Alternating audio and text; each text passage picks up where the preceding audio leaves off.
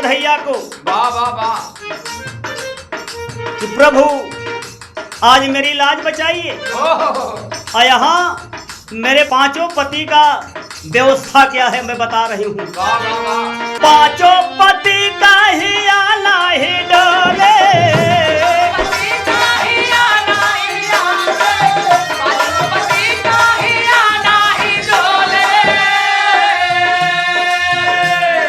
लाज का बचैया जबलिया ना खोले।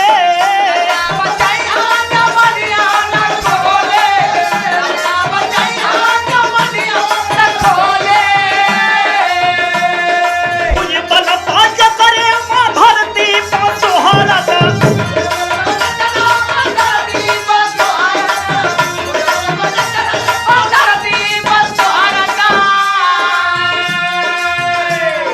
काहे बैठे मन मारी बेचारी करा खाई जतिया, वाह वाह वाह। बेचारी करा खाई जतिया। भोली महिलिया उधारी बेचारी करा खाई जतिया।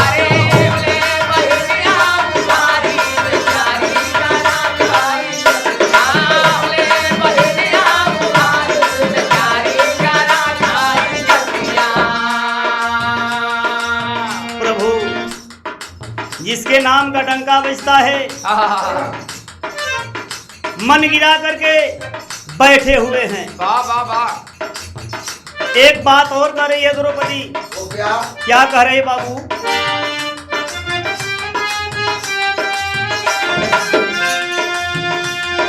याद करा जहिया चिरैली अंगुरिया,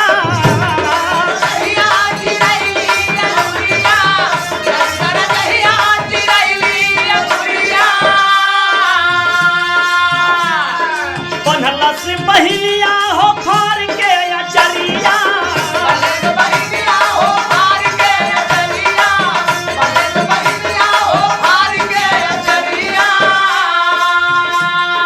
मांगा के कहला पर कुछ ना मंगाली,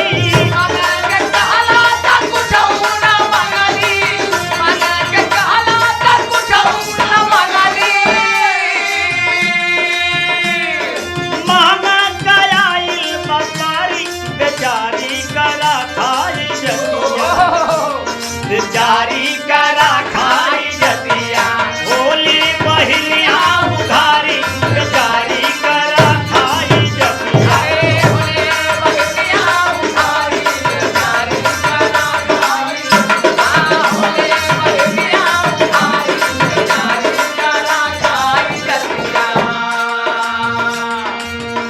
भैया तू दुनियाद करा हाय हाय हाय। जब तुहार अंगुरी चिरा गई रहल, वाह वाह वाह। हम अपन अचरा फाड़ के बंधली। ओहो। आप कहला कि बहन मांग लो। हम कहली कि ना भैया आज ना, कभी मांग ले।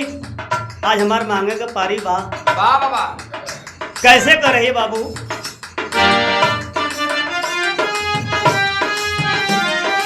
क्या बात है? अब लक इजतिया बालू का भितिया,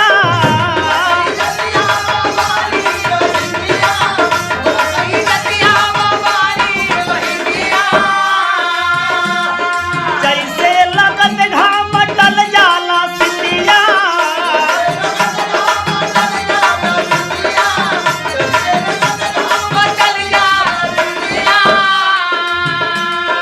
सारी उतर जाई सारी बदन से,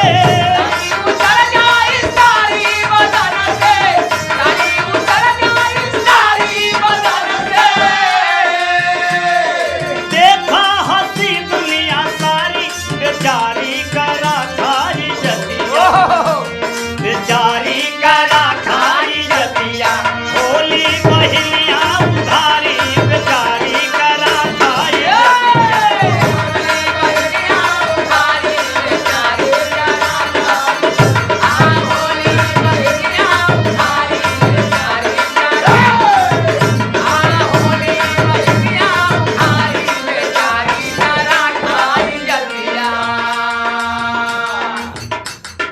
इतनी बातें भगवान सुन करके किए क्या? वाह वाह वाह वाह।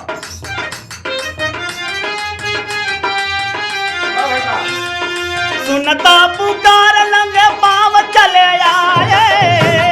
पुकार नंगे पाँव चले आए, पुकार नंगे पाँव चले आए। मोहन जी सरिया को तुरता बढ़ाए।